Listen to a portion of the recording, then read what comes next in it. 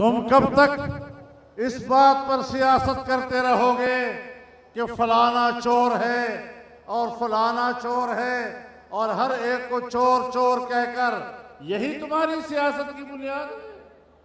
کوئی تیرا مثبت پروگرام نہیں، ایک منفی نعرے کی بنیاد پر تم سیاست کر رہے ہو، ہر آدمی کو چور کہتے ہو۔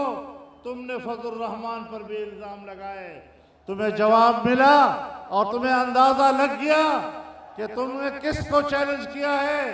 انشاءاللہ تمہاری ٹیڑھی منہ کے لیے میرا ایک مکہ ہی کافی ہے، اسے سیدھا کر دیں گے۔ تم نے تمام سیاستدانوں کو چور کہا، تم نے منہ کی کھائی، باقیوں کو چور مت کہو، اپنے دامنوں اور گریبان پہ نظر ڈالو۔